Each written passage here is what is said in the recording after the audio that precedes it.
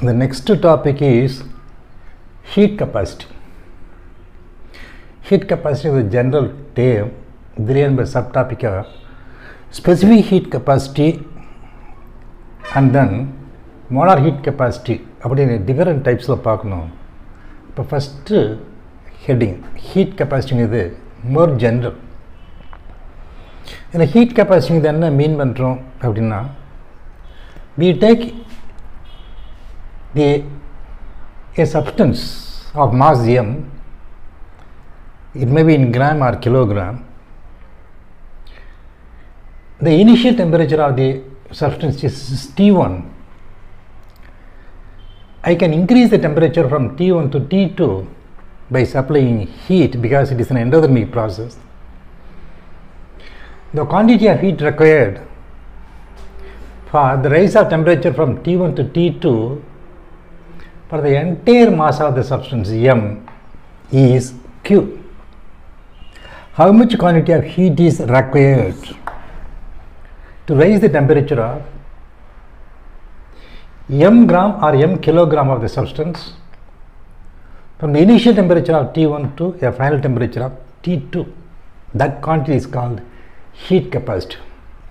So heat capacity in general is defined as the quantity of heat required to raise the temperature of mass m from initial temperature of T1 to final temperature of T2. இதுக்கு mathematical expression இருக்கான்னா இருக்குது. அது mathematical expression எப்படி இருக்கும்? Heat கெப்பாசிட்டிக்கு ஜென்ரலாக போடும்போது capital C போடுவாங்க, specific heat capacity போடும்போது ஸ்மால் லெட்டர் போடுவாங்க. நம்ம ஹீட் கெப்பாசிட்டி ஜென்ரலாக போடும்போது கேபிட்டல் கீ யூஸ் பண்ணிகிட்டே போகும்போது ஸ்பெசிஃபிக் ஹீட்டுக்கு நேம் எழுதிடுவோம், ஸ்மால் லெட்டர் போட மாட்டோம்.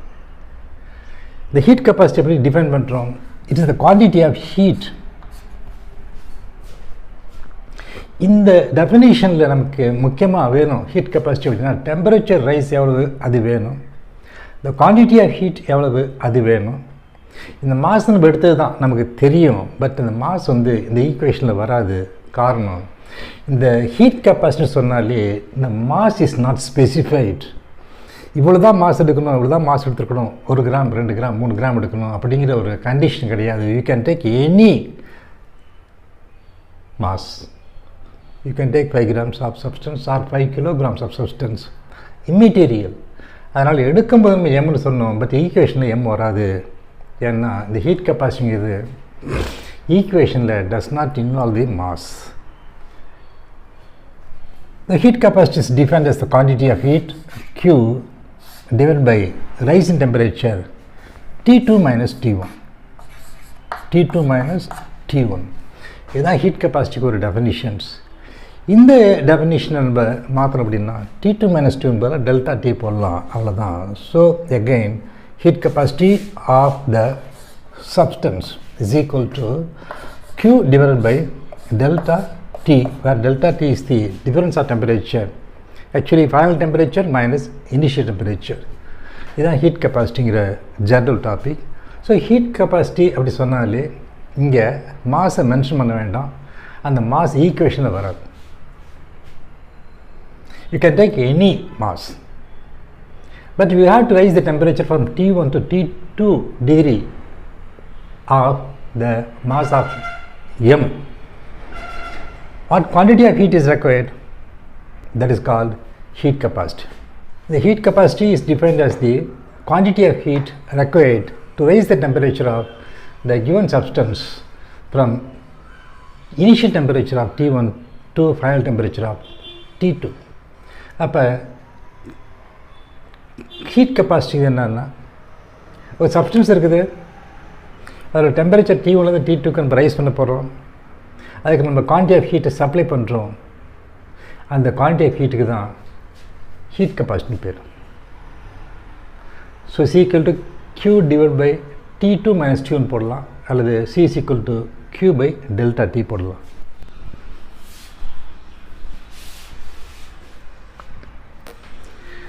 இந்த ஹீட் கெப்பாசிட்டி ஆஃப் த சப்ஸ்டன்ஸை எக்ஸ்பெரிமெண்டலாக மெஷர் பண்ணி ஸ்டடி பண்ணும்பொழுது என்ன கண்டுபிடிச்சாங்கன்னா that heat capacity depends upon the temperature. It varies with temperature. அப்படின்னா 30 டிகிரியில் ஒரு எக்ஸ்பெரிமெண்ட் பண்ணிகிட்ருக்கோம், அப்போ ஒரு ஹீட் கெப்பாசிட்டி கிடைக்கும். 40 டிகிரிக்கு ரைஸ் பண்ணுற டெம்பரேச்சரை எக்ஸ்பெரிமெண்டல் டெம்பரேச்சர் மாற்றினா ஹீட் கெப்பாசிட்டி மாறும். அதனால் இந்த ஹீட் கெப்பாசிட்டி அப்படின்னு சொல்லும்போது C = Q/ΔT போட்டாலும் எப்போ இந்த ஹீட் கெப்பாசிட்டிங்கிறது இட் வேரிஸ் வித் டெம்பரேச்சரோ அப்போ இந்த ஈக்குவேஷனுக்கு பதிலாக டிஃபரன்ஷியல் ஃபார்ம் ஈக்குவேஷன், இந்த ஈக்குவேஷனுக்கு பதிலாக டிஃபரன்ஷியல் ஃபார்ம் ஈக்குவேஷன் யூஸ் பண்ணுவாங்க. அதாவது அதே heat capacity = ΔQ/dt, very small amount of heat which is absorbed by very small amount of temperature change. The differential form use பண்ணோம்னா it is applicable to at any range of temperature or at any temperature. எந்த ஒரு டெம்பரேச்சர்லையும் இந்த equation use பண்ணலாம். ஒரு நேரோ range of டெம்பரேச்சரில் எவ்வளோ heat absorb பண்ணுது அதை கண்டுபிடிச்சோம்னா அந்த correct value of heat capacity கண்டுபிடிச்சிடலாம். Because the heat capacity it varies with temperature. Experimental டெம்பரேச்சரை 30, 40, 50, 60 மாற்றிட்டே போனோம்னா C மாறிட்டே போகுது. அதனால் இந்த ஈக்குவேஷன் பதிலாக இந்த ஈக்குவேஷன் பண்ணுறோம். இந்த specific heat capacity. So next subtopic is specific heat capacity or specific heat. Specific heat னு சொன்னாலே போதும், அல்லது specific heat capacity. இங்கே என்ன ஆகுது கேட்டோம்னா, எப்போ ஸ்பெசிஃபிக்னு சொல்கிறோமோ அப்போ mass is to be specified, restricted to either 1 gram இந்த CGS units or 1 kilogram இந்த SI unit. அப்போ 1 கிராம் அல்லது 1 கிலோகிராம் எடுத்தாலும் கட்டாயமாக இதுக்கு மேலே இந்த ஈக்குவேஷனில் வரக்கூடாது. So we take 1 gram of the substance or 1 kilogram of the substance. Its initial temperature is T. I want to raise the temperature by 1 degree. Delta T, I want 1 degree. Therefore, the final temperature is T plus 1. So 1 gram substance எடுத்திருக்கோம் அல்லது 1 kilogram எடுத்திருக்கோம். அது initial temperature capital T, final temperature T plus 1. அப்போ rising temperature அப்படின்னு சொன்னால் delta T that is equal to 1. அப்போ 1 degree rice பண்ணுறேன் 1 gram சப்ஸ்டன்ஸுக்கு, அப்போ எவ்வளோ ஹீட் தேவைப்படுது? That quantity of heat is called specific ஹீட்னு பேர். ஸோ ஸ்பெசிஃபிக் ஹீட்டுங்கிறது சின்ன சீன் போடுவாங்க லெட்டரை பொறுத்த வரைக்கும், நம்ம அதை அவாய்ட் பண்ணிடலாம். ஸ்பெசிஃபிக் ஹீட்னா கொடுக்குறது. So specific heat equal to the quantity of heat required to raise the temperature of 1 gram of the substance by 1 degree. The specific heat of a substance is defined as the quantity of heat required to raise the temperature of 1 gram of the substance through 1 degree Kelvin. Mathematically, it is expressed as specific heat is equal to Q divided by M. இங்கே mess இங்கே எம்ங்கிறது denominator வந்ததுனால எவ்வளோ mass எடுத்தாலும் இந்த specific ஹீட்டுங்கிறது unit மாஸுக்கு மாறிடும். பழைய delta D எப்படி இருக்குது? Difference in temperature. So specific ஹீட்டை பொறுத்த வரைக்கும் formula Q divided by M into delta T, where Q stands for the quantity of heat absorbed, M stands for the mass of the substance is taken, delta T is the difference in temperature. The next term is molar heat capacity. Per mole, ஒரு மோலுக்கு அர்த்தமாயிடுது. மோல்டு தெரியும், number of மோல்ஸுங்கிறது mass given by its molar mass. இந்த mass கொடுத்துருந்தாங்கன்னா அதுலேருந்து அந்த சப்ஸ்டன்ஸோட மாலிகுலர் மாஸால் டிவைட் பண்ணி நம்பர் ஆஃப் மோல்ஸ் கண்டுபிடிச்சிக்கலாம். ஸோ இந்த ஈக்குவேஷனில் இருக்கக்கூடிய மாஸ் எவ்வளோன்னு கேட்டிங்கன்னா, we have to take 1 mole of the substance. 1 mole may differ depending upon the substance. ஒவ்வொரு சப்ஸ்டன்ஸுக்கும் மாலிகுலர் மாஸ் மாறும், அதனால் மோல் மாறும். பட் இங்கே நம்ம எடுக்க வேண்டியது கட்டாயமாக 1 மோல் தான் எடுக்கணும். வேறு எம் எடுத்திங்கன்னா அது தந்தாப்பில் ஈக்குவேஷன் மாற்றிக்கலாம். இப்போ நமக்கு மோலார் ஹீட் கெப்பாசிட்டி ஒரு டெஃபினிஷன் தேவை. Again, I want to raise the temperature of this substance of 1 mole from the initial temperature of T to a final temperature of T plus 1 degree. So, I want to raise the temperature by 1 degree. So, temperature is only 1 degree Kelvin. இந்த 1 degree rice பண்ணுறதுக்கு எவ்வளோ heat நான் கொடுக்கணும்? எதுக்கு? இந்த 1 mole சப்ஸ்டன்ஸுக்கு. That is called molar heat capacity. So, the molar heat capacity is defined as the quantity of heat. The molar heat capacity of a substance is defined as a quantity of heat required to raise the temperature of 1 mole of the substance through 1 degree Kelvin. So it is defined as the quantity of heat required to raise the temperature of 1 mole of the substance through 1 degree Kelvin. அதுக்கு mathematical expression இருக்கானா இருக்குது. இந்த பழைய ஈக்குவேஷனே மாற்றிக்கலாம். Molar heat capacity சொன்னோம்னா C போட்டு M சேர்த்துருக்கோம் சஃபிக்ஸில். That is equal to the quantity of heat. Already we have the same factor in the numerator. So quantity of heat divided by mass of the substance. இப்போ mass வந்து கிராமில் இருக்குது. But அதை மோலில் மாற்றினோம்னா this mass is to be divided by the molecular mass. The mass is to be divided by the molecular mass. அதனால தான் அந்த molecular mass மேலே numerator போட்டிருக்கும். So இந்த மாலிகுலர் மாஸ் அந்த எம் ரெண்டு சேர்ந்துச்சுன்னா நம்பர் ஆஃப் மோல்ஸ் ஈக்குவலாக இருக்கும். ஸோ இந்த Q divide by small M mass of substance taken difference in temperature multiply by molar mass molecular mass. Substance பேர் சொன்னாங்களே அதிலேருந்து மாலிகுலர் மாஸ் கண்டுபிடிச்சிட்டு போட்டுடலாம். இதை வேறு மாதிரி எழுதலாம். அதில் இந்த Q பை டெல்டா டிங்கிறது heat capacity C. The C is the heat capacity. That divided by m divided by molecular mass வரும். m divided by molecular mass is number of moles. So alternate equation for the molar heat capacity is Cm is equal to heat capacity by number of moles.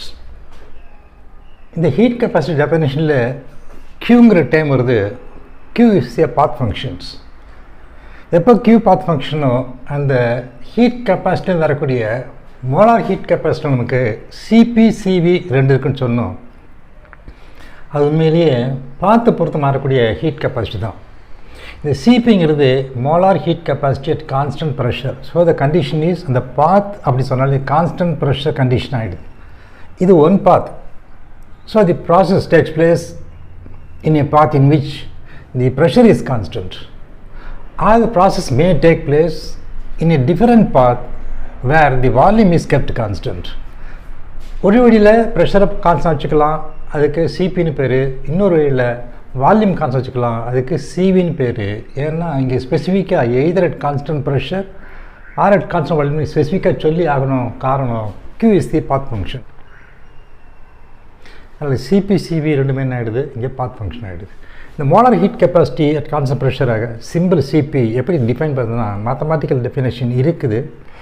But one thing முதலே சொன்ன மாதிரி இந்த heat capacity இது measurement பண்ணும்போது it varies with temperature. ஒவ்வொரு temperature ரேஞ்சிலையும் measure பண்ணும்போது ஒவ்வொரு டெம்பரேச்சர் பொறுத்தும் அங்கே வேல்யூ மாறிக்கிட்டே போச்சு. அதனால் என்ன பண்ணுறாங்க அப்படின்னா அந்த டிஃபரன்ஷியல் ஃபார்ம் தான் யூஸ் பண்ணுறாங்க. அந்த டிஃபரன்ஷியல் ஃபார்ம் இங்கே யூஸ் பண்ணும்போது என்ன ஆகிடுது, சிபி இஸ் ஈக்குவல் டு அப்படின்னா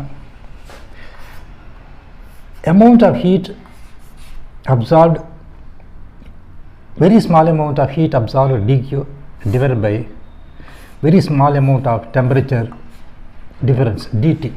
So dq by dt ன்னு போடுறோம். இந்த கண்டிஷன் எப்படி குறிக்கிறது அப்படின்னா the process takes place at constant pressure. So வெளியே ப்ரெஷர் கான்ஸ்டன்ட் போட்டோம்னா சரியாக போச்சு. ஸோ சிபி எப்படி டிஃபைன் பண்ணுறோம், dq by dt at constant pressureன்னு சொன்னோம்னா அது சிபியோட ஒரு மேத்தமெட்டிக்கல் டெஃபினிஷன்ஸ். இந்த Q at constant pressure சொன்னாலே என்தால்பி ஹெச்சை குறிக்கும். இந்த என்தால்பி அப்படி சொன்னாலே the quantity of heat absorbed by the system at constant pressure. அப்போ இந்த Qக்கு பதிலாக என்தால்பிங்கிற ஹெச்சை போட்டோம்னா we get another important expressions. அந்த ஈக்குவேஷன் எப்படி எழுதலாம் அப்படின்னா சிபி இஸ் ஈக்குவல் டு Qன்னு சொன்னாலே ஹெச்சை குறிக்கிறது. காரணம் கான்ஸ்டன்ட் ப்ரெஷர் கண்டிஷன். அதனால் இந்த டிக்கு பதிலாக டிஹெச் போடுவாங்க by same difference in temperature condition constant pressure. அப்போ either DQ by DT constant pressure சொல்லலாம் சிபிக்கு, அல்லது கியூக்கு பதிலாக ஹெச் போட்டிங்கன்னா DH by DT constant pressure சொல்லலாம். இப்போ இந்த ஈக்குவேஷன் மறுபடியும் என்ன பண்ணுறாங்க, சிம்பிளிஃபை பண்ணுறாங்க. ஏன்னா இந்த ஹெச்ன்னு சொன்னாலே கான்ஸ்டன்ட் ப்ரெஷர் கண்டிஷன் தான். அதனால் திரும்ப ப்ராக்கெட்டுக்கு வெளியே ஒரு கண்டிஷன் எழுத வேண்டிய நெசசிட்டி இல்லை. அப்படிங்கிறதுனால இதே சிபி எப்படி எழுதலாம், டிஹெச் பை டிடின்னு எழுதினாலே போதும், இந்த வெளியே கூடிய ப்ரெஷர் தேவையில்லை. So this can be written as dH by dT. இதுதான் உங்களுக்கு சிபியோட டெஃபினிஷன்ஸ்.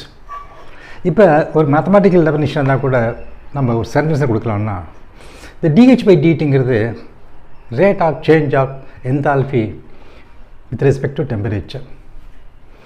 அதனால் Cp, that is molar heat capacity, Cp is defined as the rate of change of enthalpy with respect to temperature. இதுதான் definition of Cp. So the Cp can be defined as the rate of change of enthalpy with respect to temperature. Corresponding molar heat capacity constant volume போட்டிங்கன்னா இந்த Cpக்கு பதிலாக Cv போடணும். dq அது அப்படியே தான் போடணும், அதில் ஒன்றும் மாற்றம் கிடையாது. பை dt போடணும். பட் த கண்டிஷன் இங்கே முந்தி போட்டது கான்ஸ்டன்ட் ப்ரெஷர் போட்டோம், இங்கே போடக்கூடிய கண்டிஷனில் கான்ஸ்டன்ட் வால்யூம். அப்போ கான்ஸ்டன்ட் வால்யூமில் எவ்வளோ ஹீட் வாங்குது, எந்த டெம்பரேச்சர் ரைஸ் இருக்குது, இந்த dq by dt at constant volume தான் Cvன்னு பேர். திரும்ப கான்ஸ்டன்ட் வால்யூமில் Q அப்படி சொன்னாலே அது இன்டர்னல் எனர்ஜி Uவை குறிக்கும். அதனால் இங்கே எப்படி கான்ஸ்டன்ட் ப்ரெஷரில் Q ஹெச்ன்னு மாற்றணுமோ அதே போல் கான்ஸ்டன்ட் வால்யூமில் Qவை மாற்றலாம். That is equal to U, internal எனர்ஜின்னு பேர். So the alternative definition for the Cv is equal to du by dt at constant volume. திரும்ப மறுபடியும் என்ன பண்ணுறாங்க, இந்த கான்ஸ்டன்ட் வால்யூம் மறுபடியும் இம்போஸ் பண்ண வேண்டிய அவசியம் இல்லை. ஏன்னா டியூன்னு சொன்னாலே அது கான்ஸ்டன்ட் வால்யூம் கண்டிஷனில் வாங்கக்கூடிய ஹீட்டுன்னு அர்த்தம். என்ன கிடைக்கும், du பை dt கிடைக்கும். இதுதான் உங்களுக்கு வந்து டெஃபினிஷன் ஆஃப் Cv. இந்த Cvன்னு எடுத்தோம்னா rate of change of internal energy with temperature. So the heat capacity, the molar heat capacity at constant volume Cv is defined as the rate of change of internal energy with respect to temperature. So the Cv is defined as the rate of change of internal energy with temperature. இப்போ நமக்கு Cpனா rate of change of enthalpy with temperature, Cvனா rate of change of internal energy with temperature. Next step என்ன பண்ணணும், சிபிக்கும் சிவிக்கும் சில relation இருக்குது. அந்த equation derive பண்ணாமல் அந்த ஈக்குவேஷனை மட்டும் எழுதிட்டு போயிட்டே இருக்கலாம். இந்த ரிலேஷன் பிட்வீன் சிபி அண்ட் சிவிங்கிறது ஜஸ்ட் சிம்பிள் ஈக்குவேஷன். இந்த டெரைவேஷன் நான் கொடுக்கல, ஒரு 4-5 ஸ்டெப் இருக்கும், தேவையில்லை இப்போதைக்கு நமக்கு. இந்த Cp minus Cv is equal to R and this is for 1 mole for 1 mole. For n mole karna, we can multiply this right hand side by n. So, இந்த ஆரோட யூனிட் வந்து நமக்கு 2 யூனிட் இருக்குது. பழைய யூனிட் கேலரி அது இன்னும் use unit தான் இருக்கும். அதனால் பழைய யூனிட்டில் ஆறு போட்டோம்னா 1.987 calorie per kelvin per mole. அது அப்ராக்சிமேட்லாக 2 கேலரின்னு எடுத்துக்கலாம். நிறைய கால்குலேஷனுக்கு 1.987 பாட்டில் 2ங்கிற அப்ராக்சிமேட் வேல்யூ யூஸ் பண்ணி தான் நம்ம கால்குலேட் பண்ணிட்டு வந்திருக்கோம்.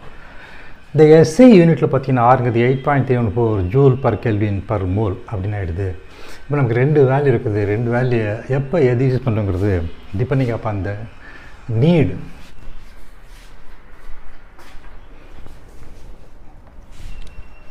இந்த ரிலேஷன் பிட்வீன் சிபி அண்ட் சிவினா CP minus CV equal to ஆர்னு போட்டோம். இன்னொரு வெரி இம்பார்ட்டன்ட் ஈக்குவேஷன் இருக்குது, CP divide by CV. when you take the ratio of the two Cp and Cv, it is called gamma. காமான்னு பேர். இந்த equation நமக்கு முக்கியமானது. இதோட அப்ளிகேஷன் பின்னாடி பார்க்கலாம். இப்போ நமக்கு ஈக்குவேஷன் மட்டும் போதும். ஒன்று Cp minus Cv is equal to R, Cp divided by Cv is equal to gamma, the ratio between the heat capacities at a constant pressure at constant volume. For any type of gases, whether they are monatomic or diatomic or triatomic gases, that only for gases, not for solids and liquids. So for any type of gases, we can calculate the values of Cp and Cv. அதுக்கு இந்த ஒரு subtopic use ஆகுது. இது கொஞ்சம் extra portion தான். இங்கே நமக்கு கெமிஸ்ட்ரியில் டைரெக்டாக யூஸ் ஆகலைன்னா கூட கைனடிக் தியரி ஆஃப் கேஸஸ் சொல்லி கூட ஒரு டாப்பிக்கில் வந்து இது ஒன்று கெமிஸ்ட்ரியில் வரலாம் அல்லது ஃபிசிக்ஸில் கூட வரலாம். இந்த principle is called the principle of equipartition of energy. இதுக்கு என்ன பேர், the principle of equipartition of energy. அந்த பேசிக் ஐடியா மட்டும் இங்கே அக்செப்ட் பண்ணிவிட்டு இதில் சிபி வேல்யூ நம்ம கண்டுபிடிச்சிட்டு போயிட்டே இருக்கலாம். மற்றபடி நம்ம அதிகமாக ஒரி பண்ணிக்க வேண்டியதில்லை. பிகாஸ் இதே டாபிக் உங்களுக்கு ஃபிசிக்ஸில் கேஸ் ஸ்டேட்டில் வரலாம். மாலிகூல்ஸ் சில மாலிகூல்ஸ் லீனியராக இருக்கும். டயட்டாமா மாலிகூல்ஸ் எல்லாமே லீனியராக தான் இருக்கும். HCl, CO, H2, N2 எல்லாமே லீனியர் இருக்கக்கூடிய மாலிகூல்ஸ். ட்ரைஅட்டாமிக் மாலிகூலும் லீனியராக இருக்கலாம். Carbon di oxide is linear molecule. அதனால் மாலிகூல்ஸை ஷேப்பை பொறுத்து பார்த்தோம்னா லீனியர், நான் லீனியர் பிரிச்சுக்கலாம். அதில் நமக்கு லீனியர் இருந்துச்சுன்னா இந்த translational motion, rotational motion and vibrational motion அப்படின்னா முதலே நம்ம பார்த்துருக்கோம். இன்டர்னல் எனர்ஜி சொல்லும் பொழுது a molecule may have translational motion, ஒரு இடத்துல இன்னொருத்துக்கு போ.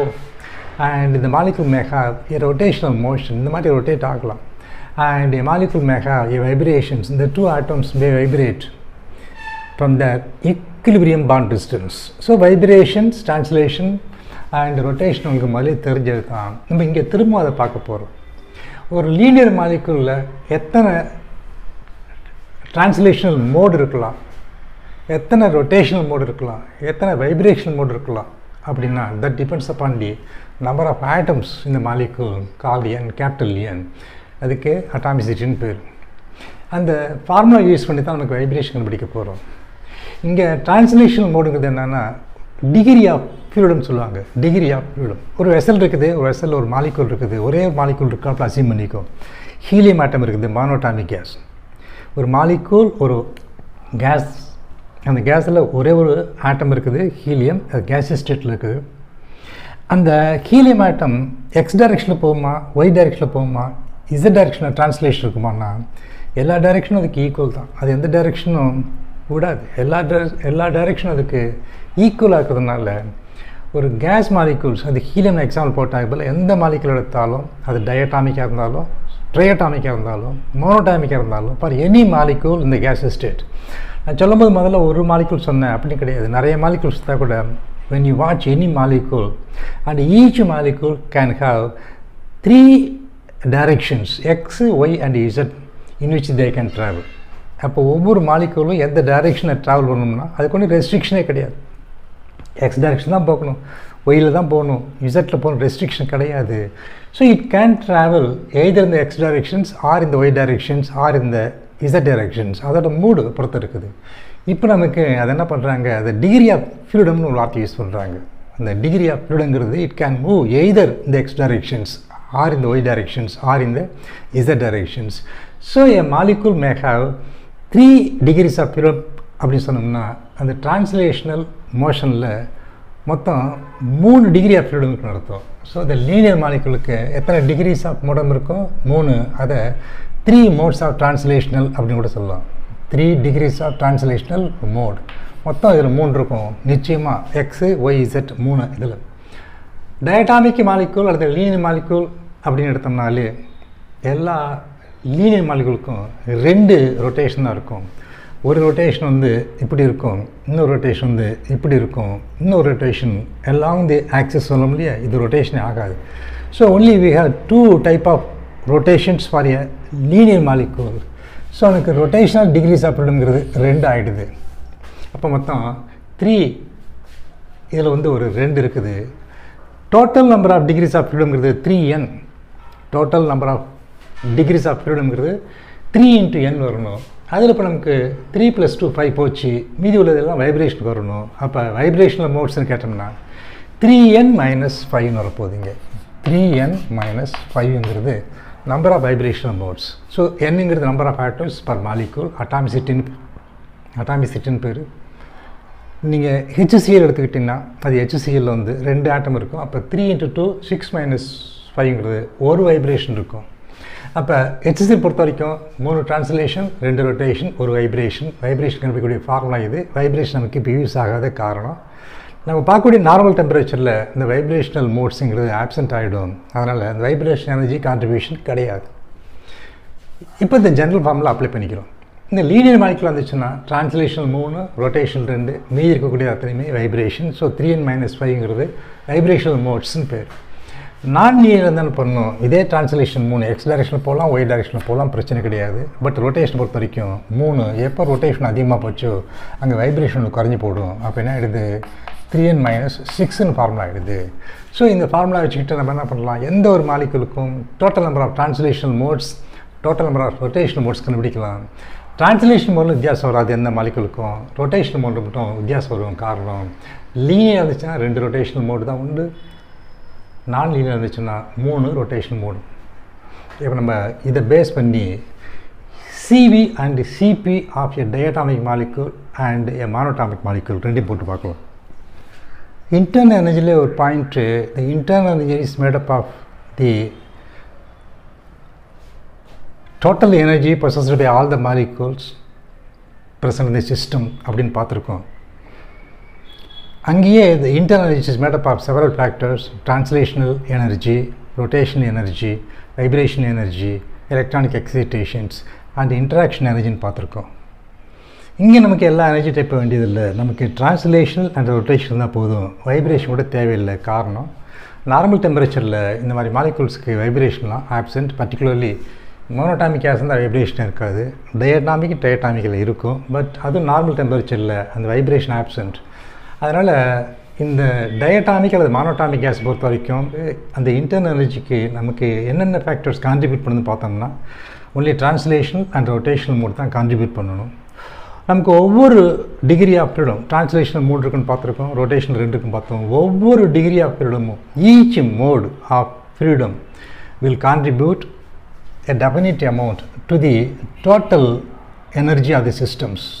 அந்த ஒவ்வொரு மோடும் எவ்வளோ கொடுக்கணும்னா half into k into t அப்படிங்கிற formula. This is the energy contributed by each mode of translation. X direction அப்படின்னா half kt, y direction அப்படின்னா half kt, z direction half kt. Rotations வரணும்னா ஒவ்வொரு ரொட்டேஷனுக்கும் half kt வரும். நமக்கு எத்தனை rotation இருக்குது, எத்தனை ட்ரான்ஸ்லேஷன் மோடு இருக்குது, அதுக்கு தகுந்த அப்போ பின்னாடி டோட்டல் எனர்ஜி கண்டுபிடிச்சிக்கலாம். ஸோ இப்போ வந்து contribution by each mode to internal எனர்ஜிங்கிறது half ktங்கிறது. இந்த கேங்கிறது என்னென்னா போல்ட்ஸ்மேன் கான்ஸ்டன்ட் அல்லது போல்ட்ஸ்மேன் ஃபேக்டர்னு பேர். இது கேஸ் கான்ஸ்டன்ட் R இருக்கு இல்லையா, அதேயோட R வேல்யூவை ஒரு மாலிகுல் கண்டுபிடிச்சோம்னா அதுதான் போல்ட்ஸ்மேன் ஃபேக்டர்னு பேர். Case constant per molecule, case constant per molecule. So அந்த வீக்கேஷன் இப்போ போட்டு எதுக்கு போட்டிருக்கோம், பர் மாலிகுல் போட்டிருக்கோம். என்ன போட்டிருக்கோம், பர் மாலிகுல் போட்டிருக்கோம். எனக்கு பர் மோல் வேணும், எப்போதுமே கால்குலேஷன் போடும்போதெல்லாம் பர் மோல் தான் போடுறோம். அப்போ பர் மோல் போட்டோம்னா அந்த ஈக்குவேஷன் என்ன பண்ணலாம், ½ into RT அப்படின்னு மாற்றிக்கலாம், கேடிக்கு பதிலாக RTன்னு மாற்றிக்கலாம்.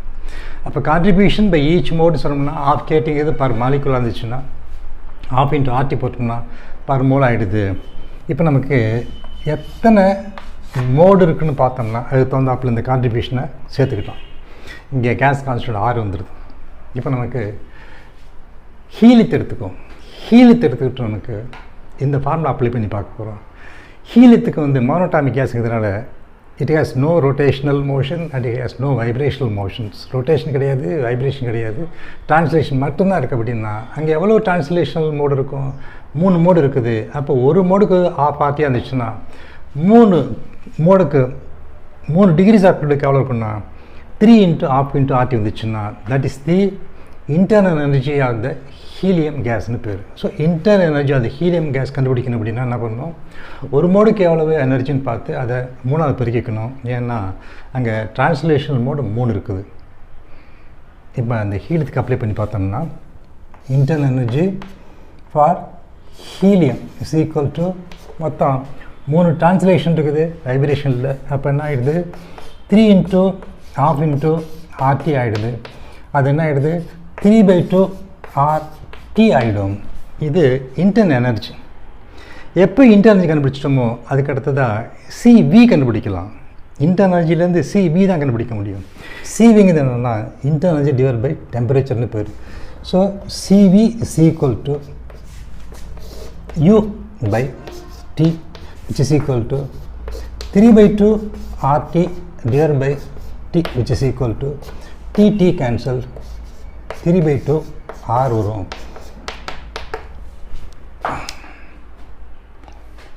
இதுதான் CV. இப்போ மோனோடாமிக் ஹீலியம் கேஸுக்கு நம்ம CV கண்டுபிடிச்சிருக்கோம், அது 3/2 R வந்திருக்குது. இப்போ CP கண்டுபிடிக்க போகிறோம். basic relation between Cp and Cv is equal to Cp minus Cv is equal to R. So Cp is equal to Cv plus R மாற்றிக்கலாம். Cv எவ்வளோ கண்டுபிடிச்சிருக்கோம்? 3/2 R வந்துருக்குது ப்ளஸ் ஒரு R வேல்யூ இருக்குது. அப்படி கூட்டோம்னா 5/2 R வந்துடும். என்ன வந்துடும்? 5/2 R வந்துடும். இதை விட கேலரி சொல்லணும்னா ரொம்ப கன்வீனியண்ட்டாக இருக்கும், வசதியாக மனசில் இருக்கும். ஆரோட வேல்யூ 1.987 கேலரி, அது அப்ராக்சிமேட்டாக 2 கேலரி சொன்னோம் இல்லையா? அப்போ ஆரோட வேல்யூ கேலரியில் போட்டிங்கன்னா 2, இங்கே ஒரு 2, 5/2 × 2 போட்டிங்கன்னா 2 கேன்சல் ஆகி 5 கேலரி வந்துடும். 5 கேலரிங்கிறது CP of monatomic case. CV வேணும்னு சொன்னோம்னா ஆர் போட்டிங்கன்னா 2 கேன்சல் ஆகிட்டு உங்களுக்கு 3 கேலரி வரும். ஸோ அது சிபி மைனஸ் சிவிங்கிறது ஒரு ஆருக்கு ஈக்குவலாக இருக்குது. இங்கே சிபி சிவியை ஆர் வேல்யூ கேலரி கொடுத்தோம்னா சிபிக்கு 5 கேலரியும் சிவிக்கு 3 கேலரியும் வருது. அதில் யூனிட் எடுத்துக்கணும்னா calorie per kelvin per mole, calorie per kelvin per mole, அல்லது எஸ்ஐ யூனிட்டில் joule per kelvin per mole, அது யூனிட். இப்போ மோனோடாமிக் கேஸ் கண்டுபிடிச்சிட்டோம். அதுக்கு அடுத்தது ஒரு டயட்டாமிக் கேஸ். டயட்டாமிக் கேஸில் எதுவும் நீங்கள் எடுத்துக்கலாம். H2CO, HCl, ஹோமோநியூக்ளியர் R ஹெட்ரோநியூக்ளியர். ஒவ்வொரு டயட்டாமிக் மாலிகுலும் டிரான்ஸ்லேஷனல் மோடு 3 உண்டு, ரொட்டேஷனல் மோடு 2 தான். Because the molecule is a linear molecule. So total அந்த are 5 modes of degrees of பீரியடும். எப்போ நமக்கு டோட்டல் நம்பர் ஆஃப் மோட்ஸ் தெரிஞ்சு போச்சோ அப்போ நமக்கு இன்டர்னல் எனர்ஜி கண்டுபிடிக்கணும்னா ஒரே ஃபார்முலா தான். என்ன சொல்கிறோம்? ஒவ்வொரு மோடுக்கும் ½ × RT இருக்குது. அப்படின்னா 5 மோட்ஸ்க்கு எவ்வளோன்னு பார்க்குறோம். That is equal to 5/2 RT வரும். இது யூவோட வேல்யூ. நமக்கு சிவி வேணும். அதில் Cv is equal to 5/2 RT divide by T போட்டோம்னா T கேன்சல் ஆகி 5/2 R வந்துடும். இதோட சிவி வேல்யூ. இங்கே சிபி கண்டுபிடிச்சோம். சிபிங்கிறது இந்த காட்டில் ஒரு ஆர் அதிகமாக இருக்கணும். அப்போ 5/2 R ப்ளஸ் ஒரு ஆர் போட்டோம்னா ஃபார்முலாவில் சிபிங்கிறது என்ன வரும்? CV plus R equal to 5/2 R plus ஒரு ஆர் போட்டோம்னா 7/2 R வந்துடும். இப்போ நமக்கு 5/2 Rங்கிறது CV value for diatomic gas, 5/2ங்கிறது CP value for any diatomic gas, 7/2ங்கிறது CP value for any diatomic gas. பார்க்கலாம் நீங்கள், CP is always higher than CV by a value of R.